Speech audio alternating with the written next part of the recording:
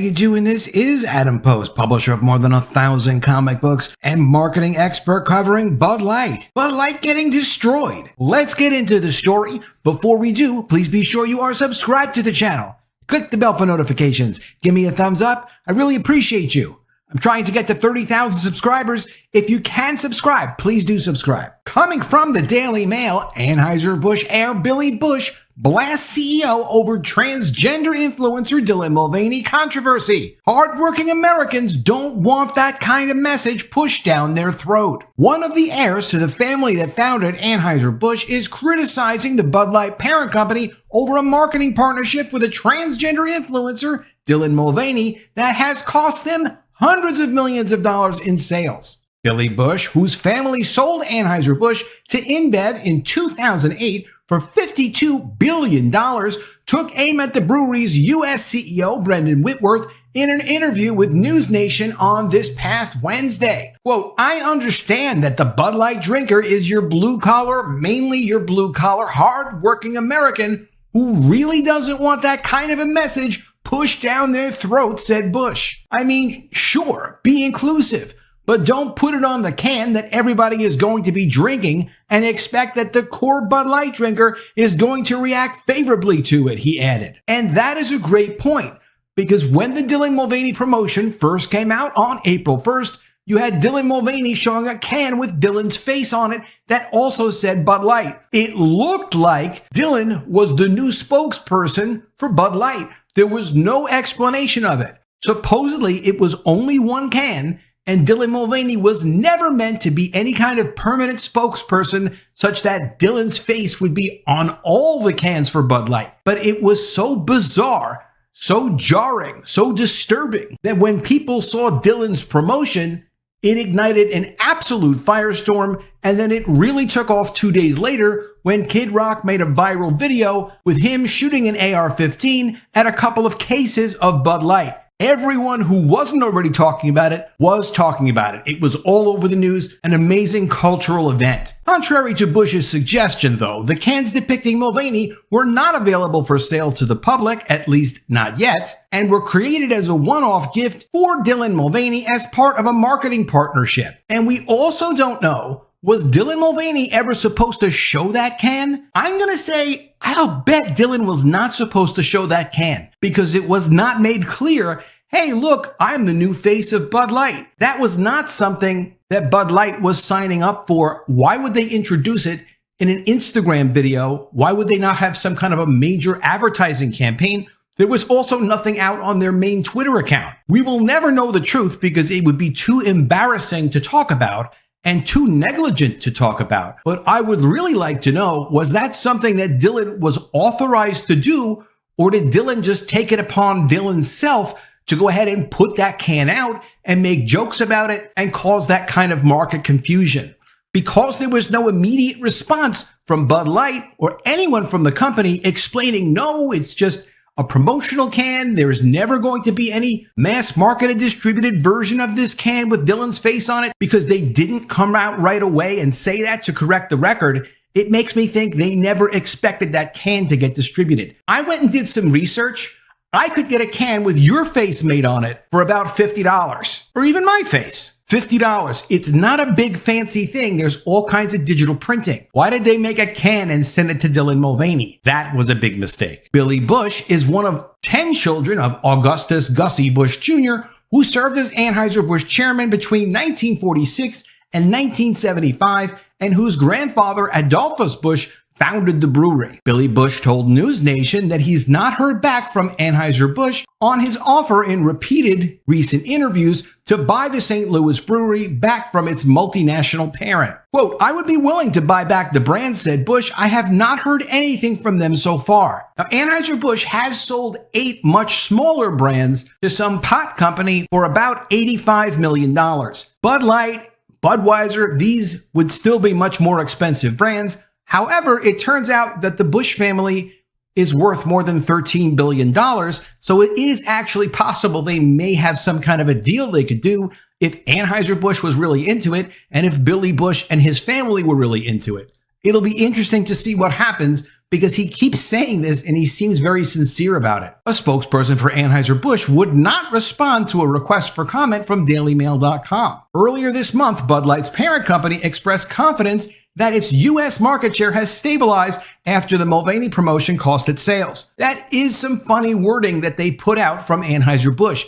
Yes, their market has stabilized for now. It's at least 30% less volume than what they used to sell just a year ago. Also, we know that they're going to have their shelf space reset come September or October of this year, according to Anson Fredericks, former president of distribution, he was there for 10 years, of Anheuser-Busch.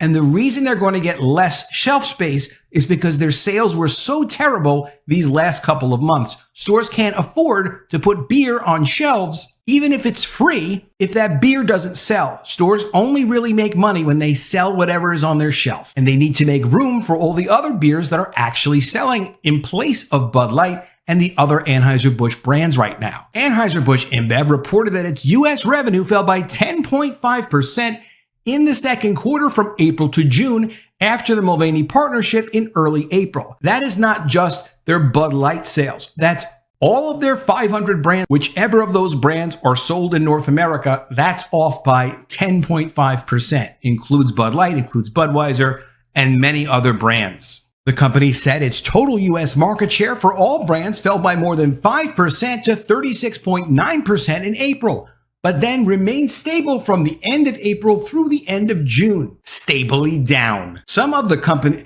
that's like if you're getting paid whatever, 50 grand a year, and all of a sudden your boss comes to you and says, hey, look, I got to cut your salary down to $35,000 a year. Is that cool with you? No, it's not cool, but that is the way it is. It's off by 30%. What about a month later? No, we're not going to lower it any more than it is. We're just taking that 30%, knocking it down to $35,000 a year.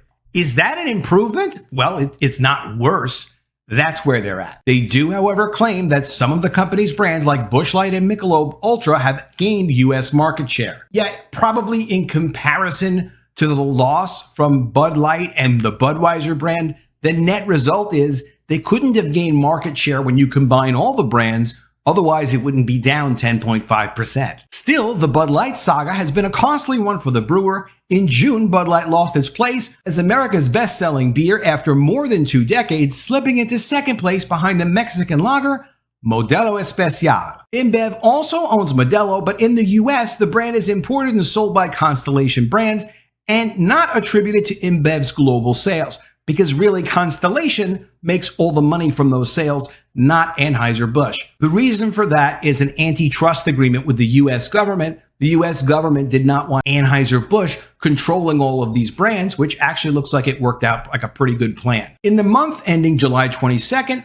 Bud Light's U.S. retail sales were down 26% compared to the same period a year ago, according to Nielsen IQ data combined by Bump Williams Consulting. Bump Williams Consulting unfortunately sent me an email this week letting me know there will be no more weekly updates of data like they used to be giving us, and they've been providing since April. However, they will announce when Modelo Especial does outgross year-to-date Bud Light once and for all, and when they have that data, they will share it with us. And it's not just me. It's not going to the New York Post. It's not going to Daily Mail. They're not going to produce the data anymore. And they said it's because it's too expensive to produce the data. Its year-over-year sales decline have been in the 25% to 30% range each month since the backlash began, the consulting company said. InBev's global CEO, Michael Ducaris, said during an earnings call that the company plans to provide financial support to U.S. wholesalers through the end of December to make up for lost Bud Light sales. There is a whole financial schedule that shows how much money they're going to give these distributors. It's not going to be making up 100% of their losses. It's like 25 cents a case, 50 cents a case. They're taking back expired beer. They're going to have a big expense in having to pay this out, but it's not going to take care of all these 500 independent distributors. He also said internal polling shows that 80% of U.S. consumers remain favorable or neutral toward his brand, Bud Light. That seems ridiculous, but you get a lot of ridiculous things out of Anheuser-Busch. In an interview last month, Anheuser-Busch CEO Brendan Whitworth denied that the Mulvaney partnership was a mistake. Quote, "No, Bud Light has supported the LGBT community since 1998. He told CBS Mornings, so that's 25 years, and we've said from the beginning we'll continue to support the communities and organizations that we've supported for decades. But Mulvaney has also spoken out against the brand, saying that Mulvaney was left hanging as Mulvaney became the target of an anti-LGBT backlash. Well, Mulvaney also said this. Mulvaney said, "I was waiting for the brand to reach out to me, but they never did. I've been scared to leave my house." In the meantime, Mulvaney has gone to the Tony Awards in California, so got on a plane and flew out there, or got there somehow. Met up with literally Tony the Tiger at the Tony Awards. There were all sorts of photos for that, in some kind of expensive dress. Also went and flew to Peru. I don't watch Dylan Mulvaney, but I'm sure Dylan Mulvaney is getting out of the house, so I'm not quite sure if that agoraphobia is legitimate. But maybe it is. For a company to hire a trans person and then not publicly stand behind them is worse than not hiring a trans person at all, according to Mulvaney. It does seem like it was a terrible mistake to go ahead and hire this particular person for any kind of a promotion. When things went wrong, everything fell apart. Not one thing came out of Dylan Mulvaney to help the situation. No apologies. Please, hey, don't disrespect the Bud Light brand. I was just trying to be funny. That can wasn't supposed to be shown. There was no collaboration with Anheuser-Busch to try to fix this situation. This was not a good situation for anybody, and they probably should never have hired Dylan Mulvaney. In another recent interview, Billy Busch said this from Fox. InBev has only one way out of the Bud Light debacle, said heir to Anheuser-Busch dynasty. Billy Busch tells Fox and Friends how tough it's been to watch America's beer go downhill. Billy Busch, the heir to the Anheuser-Busch dynasty, said Bud Light must do something drastic to turn its brand around. Busch told Fox and Friends Friday that he intends to buy the beer brand back, calling it a win-win for InBev and his family. He proposed the move as really the only way out for the brewing conglomerate following months of backlash and tanking sales following an ad campaign with transgender influencer Dylan Mulvaney. Billy Busch said this, "I wrote the book Family Reigns, and in the book I explain how hard my family worked, my ancestors worked to build the company, to build a beer dynasty, and to build the brands. They took it through prohibition. They took it through world wars. They always put America first. It's just tough to see this great brand that has been America's beer for all these years go downhill at this point. I think really the only way that InBev is going to be able to get out of this trouble that they're in is to do something drastic. And they may actually need to sell the Budweiser family brand to get out of this situation. And what better way could they sell it? I think it would be a win-win situation for both of us, for my family and for InBev, if they sold it back to us. And we could really bring back the values that Budweiser and Bud Light were built on." Speaking of his family members in the business, Busch told Outkick this. "They knew who their drinkers were.